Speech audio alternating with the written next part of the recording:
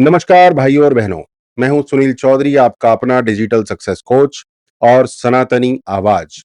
आज मैं आपके सामने एक बहुत बड़ा सवाल रख रहा हूं। क्या हम भारतीय सिर्फ दूसरों के सपनों को पूरा करने के लिए पैदा हुए हैं?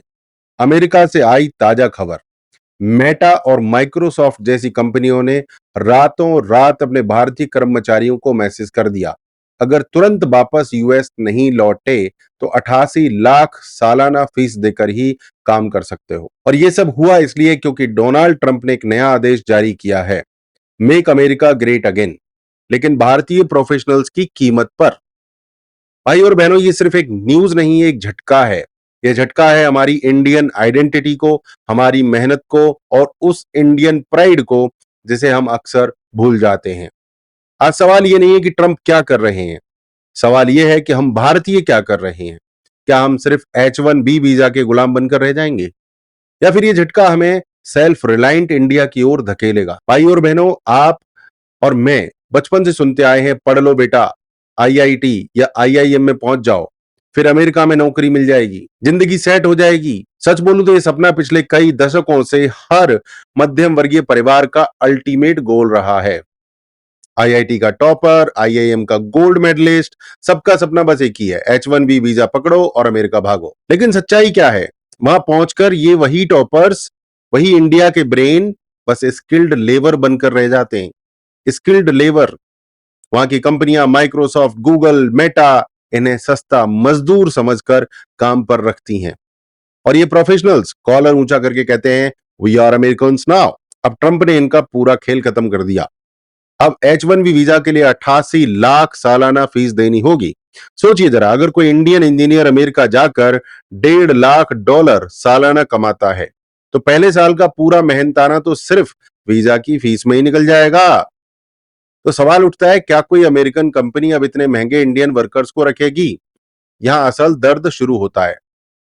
भारत का बेस्ट ब्रेन विदेश भागकर किसी और देश की ताकत बनाता था। अब वही ब्रेन इतनी महंगी कीमत पर वहां जाएगा ही नहीं।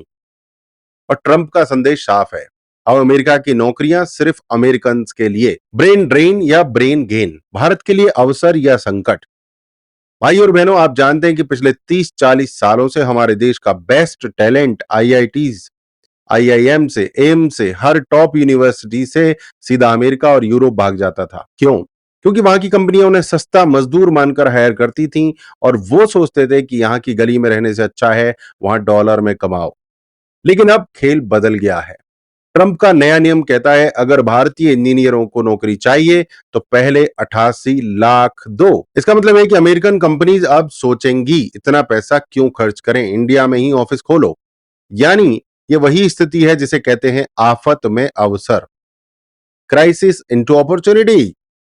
सोचिए जरा, अगर माइक्रोसॉफ्ट और मेटा जैसे दिग्गज कंपनियों को अब भारत में ही प्रोजेक्ट पूरे कराने होंगे, अगर गूगल को अब भारत से ही टैलेंट हायर करना होगा, तो भारत में लाखों नई नौकरियां पैदा होंगी।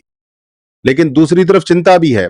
हमारे लाखों इंडियन वर्कर्स जो हर साल अमेरिका जाकर रेमिटेंस भेजते थे, उनका पैसा बंद हो जाएगा।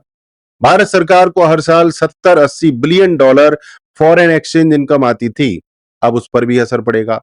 और सबसे बड़ा नुकसान यह है कि हमारे बच्चे जो विदेश जाकर सक्सेस स्टोरी बनाते थे, अब आइडेंटिटी क्राइसिस में फंस गए हैं। तो मित्रों, ये फैसला एक तरफ से भारत को मजबूती दे सकता है, ब्रेन ड्रेन रुक जाएगा, ब्रेन ग्रेन होगा। लेकिन दूसरी तरफ ये हमारे लाखों परिवारों की रोजी रोटी पर भी ताला लगा सकता है। भाई और बहनों, आज असली सवाल सिर्फ H1B वीजा या 88 लाख फीस का नहीं है। असली सवाल है, क्या हम भारतीय अपनी पहचान पर गर्व करते हैं या नहीं?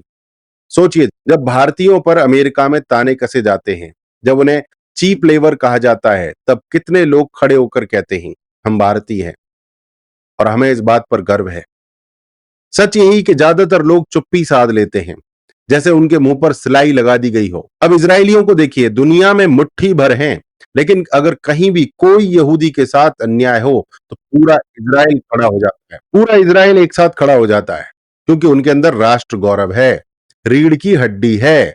और हम आईआईटी के टॉपर बनकर भी अमेरिका जाते हैं और वहीं की नागरिकता पर गर्व करते हैं। हम अपने ही देश को डेड इकोनॉमी कहे जाने पर भी चुप रहते हैं। मित्रों, ये वही मानसिक गुलामी है जो अंग्रेजों के जमाने से चली आ रही है।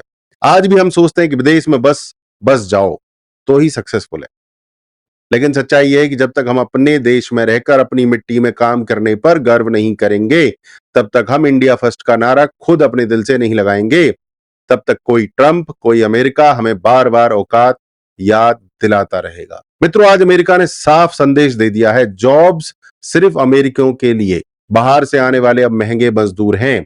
इसमें रोना धोना बेकार है, क्योंकि ये रियलिटी चेक है। ये हमें याद दिलाता है कि अगर भारत महान बनना है तो हमें दूसरों की छाया में नहीं, अपनी धूप में चमकना होगा। अब सवाल यह है कि हम क्या कर सकते हैं। ब्रेन ड्रेन रोकना होगा। आईआईटी, आईआईएम, एम्स के टॉप टैलेंट को यहीं रहकर स्टार्टअप्स और इनोवेशन करना होगा। इंफ्रास्ट्रक्चर सुधारना होगा। बेंगलोर, पुणे, कोलकाता ट्रैफिक और गड्ढों से जूझते रहेंगे तो विदेशी कंपनियां भारत क्यों आएंगी।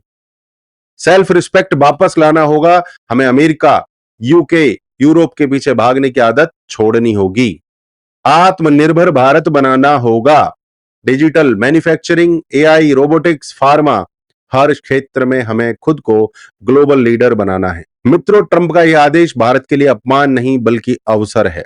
अब समय है कि हम अपने बच्चों को यह कहें, बेटा अमेरिका का सपना मत देखो, भारत में रहकर भारत को महान बनाओ। कभी सोचा है अगर सुंदर पिचाई, सत्य नडेला और हजारों टॉप इंडियन माइंड्स यहां रहकर भारत के लिए काम करते, तो आज गूगल और माइक्रोसॉफ्ट भारत में होते, ना कि अमेरिका में। तो मित्रों, मेरा आप सबसे संदेश यही है कि ये जो झटका लग रहा है, ये झटका एक जागृति है।